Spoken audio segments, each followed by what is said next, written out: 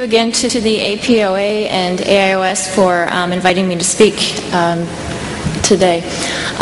We're going to continue on with the topic of dry eye and switch gears a little bit and speak about how the tear film affects preoperative imaging and postoperative results. I am a spokesperson for Allergan. As we know, the tear film is the most powerful refracting element of the eye. Each layer has its importance in maintaining that refractive element, and as we look at dry eye, we know that that tear film is necessary for not only high-quality visual functioning, but also precise high-quality retinal images. It's kind of like the camera. You need a good lens and you need good film in the day that we used film. And the tear film is truly part of what allows us to get that good quality picture. Any small variation or abnormality of that tear film will create optical aberrations in our visual system. We will not have the quality of vision that we desire or that we want for our patients unless we are taking care of that tear film. In my mind, in order to have success in refractive surgery, and I'm going to use refractive surgery a little loosely and say both lens-based surgery as well as cornea-based surgery, we want to target optimal vision. And to do that, we always want to aim, of course, for emmetropia. That's our initial goal. But we also want to minimize high-order aberrations, because in doing so, we're also going to be able to maximize our visual quality after refractive surgery. High-quality refractive results mandate high-quality preoperative imaging for our calculations. We don't do any refractive surgery without getting preoperative imaging. And if that preoperative imaging does not have a good quality tear film, we're not going to have refractive success. Imaging that can potentially be affected by the tear film includes several things. I'm going to focus on wavefront aberrometry, topography, and related to that, keratometry measurements and biometry. Those measurements, of course, are important for us to calculate the amount of astigmatism, the axis and degree, and those we use to calculate our AKs, LRIs, and positioning and amounts of toric lenses. As the technology of our preoperative imaging continues to improve and improve, we also have increased expectations for the accuracy of our operative results. We are expecting more precision of ourselves, our patients are expecting more precision of us, and the technology, you would think, would allow us to attain that. But if we don't have a good tear film, doesn't matter how good our technology is, we still aren't going to have that result that we would like to achieve. So let's talk a little bit about the tear film and wavefront aberrations. We've all seen pictures of wavefront images. We've got Hartmann-Shack images. We've got the traditional wavefront image. We're looking at low aberrations and high aberrations. And what they're trying to show us is any difference between a true spherical ocular system. This is indicating what a normal eye would have for optical aberrations and wavefront aberrations. And on the bottom, we can see that not only do our wavefront aberrations increase, we're also getting increased light scatter and decreased quality of our wavefront imaging. If these were to be put into, if this wavefront imaging was to be put into a machine to do our laser correction, we're definitely not going to end up with as accurate results as we would like. For refractive success, we're using a lot of wavefront imaging in our practice. We've got wavefront imaging for laser guided corrections. We've got wavefronts in our preoperative imaging, autorefractors, and we're using those to sometimes help us pick lens options. And we're also using wavefront aberrometry intraoperatively as well. So wavefront is definitely an important part of refractive surgery.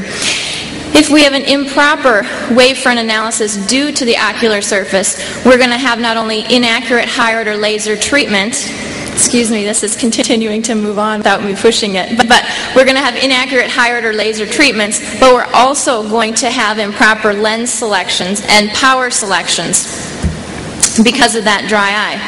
The tear film in relation to topography also becomes very important when we're talking about refractive success. Dry eye is known to be one of the most important factors in creating artifacts or irregularity on that topography. The image on the left is a dry eye. The image on the right is one that has had an artificial tear placed. But we can definitely see down here, when we look at the keratometric data, how irregular the dry eye image is, and post putting in an artificial tear, how regular that becomes. If I were to treat a patient based upon this, I would definitely be having an inaccurate treatment. Also looking at the regularity of the Myers, or the irregularity of that on the left image compared to the right image. Some of my own images, looking at this is the same eye, pre-artificial tear, what the keratometric data looks like, as well as the anterior float, and post-artificial tear. You can definitely see how much more regular that is and how different my keratometry would be. Can also affect a look of keratoconus, what we call form-fruste keratoconus. This may very well be a form-fruste keratoconic cornea. However, if I were to see this in a patient that also had severe ocular surface disease, I would think twice before labeling them as such, and I would be treating them heavily with lubricants and ocular surface disease therapy to see if this would indeed change.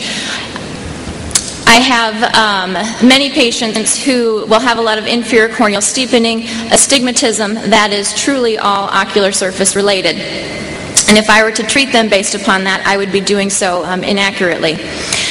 So tear film related to keratometry, again, I'm not sure why this is progressing without me, so I apologize for that, and how that affects astigmatism in our IOL calculations. We're using our keratometry value.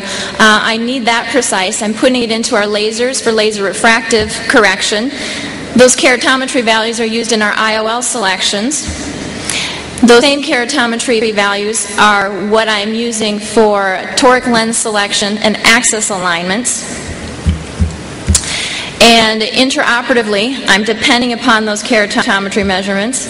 I'm also depending upon them for LRIs and AKs for my surgical patients. So if my keratometry from the very beginning, preoperatively, is not accurate, my surgical outcomes are not going to be accurate either. This is an example. Although the astigmatism values are not high, I would not necessarily treat based upon this. I only put this up here to show that this to me would indicate somebody who likely has ocular surface disease, because the axis of the astigmatism is so variable. It varies from 74 to 21 and 5 degrees, all in the same reading. This would indicate to me that this is likely a dry eye patient. I would need to repeat this data. So for refractive success with keratometry, these values are the most important things in calculating our lens selections. A poor tear film negatively impacts that keratometry. And is this one of the reasons why our goal of emmetropia for lens surgery is only reached about 50% of the time? It's very possible. If we're not thinking about the tear film, we are doing these calculations, we might be miscalculating. And especially in patients who are expecting more accurate results in our generation. So, improving preoperative imaging. What can we do to help that out? Well, we need to look at the blink, and we need to think of how that blink affects the tear film in high-order aberrations. After the blink, the tear film begins to become irregular, optical aberrations increase, light scattering increases, and optical quality of the eye decreases. This is showing that in a normal eye, after a blink, that we have kind of a normalized area, or a great time to get a good image right here, about 6 to 8 seconds. This is also showing in the light scattering. Here is right at 0 seconds. This is showing at 20 seconds how much those aberrations increase after a blink has occurred.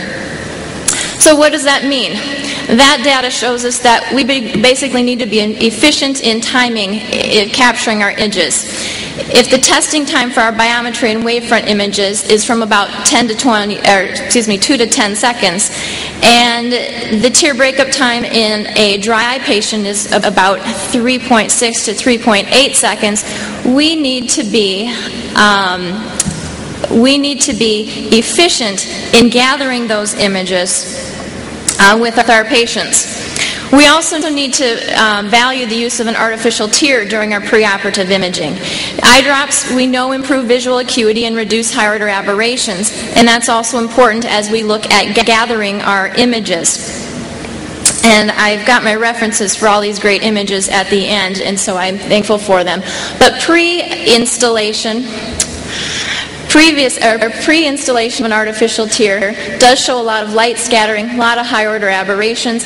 After an artificial tear installation, you notice that the Hartmann shack and high-order aberrations are really have stabilized, and all this does is show that artificial tear preoperatively is very, very important. Same here, we're looking at topography with Myers and seeing how on the top,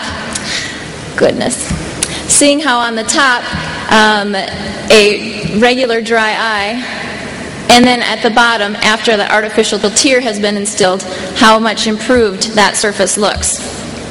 And I'll skip by those. So recommendations for capturing images. All imaging should be taken after asking the patient to blink.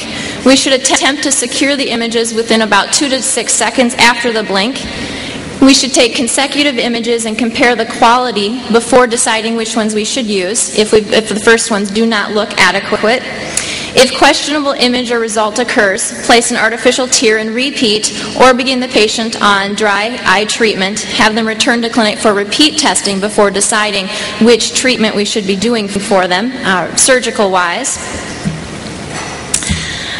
And take into account the time for biometry and wavefront imaging. If you're going to be buying a new model, a new imaging device, the time needed to secure those images is very important. If it's more on the 10-second line, that's going to be very different, and you might get different imaging than those that only take such as 2 to 5 seconds to do. So in my clinic, I'm always going for the refractive goal of a happy patient. That doesn't always mean that it's a 20/20 vision acuity. It means that they're 20 happy in my result. And I have a lot of 20/20 patients who still aren't 20 happy. And so that quality with that tear film is very, very important. So in my clinic, all imaging is done prior to the patient seeing me. So I don't even know if they have dry eye or not by the time they get to my room. But I usually know just by looking at their preoperative imaging whether I have somebody who I'm going to be instituting dry treatment with. My technicians know that if the image quality is poor or the result is inconsistent, as was indicated on that IOL master I showed, then an artificial tear is instilled and the image is retaken. If the image remains irregular, inconsistent, then that's just a clue that they're probably dry. My technicians will often put on the thing, patient is dry. That means we may need to bring that patient back in the future to repeat the imaging prior to surgery. So in diagnosing, we also need to diagnose this preoperatively, not only by the imaging that I see. We need to take the history. We need to do the exam. We need to assess for quality of refraction. Is it consistent? Are they an easy 20/20, or do they vary and fluctuate? That's very important to me as a refractive surgeon. And then assess the quality of imaging for consistency in a regular pattern. So in conclusion, the more sophisticated our technology for lens and cornea refractive surgery becomes, the more vital our calculations from preoperative imaging also become, and the more precision our patients will expect in their surgical outcomes. Therefore, the more important it is we maximize the tear film in order to get these quality results. References is listed, and thank you very much.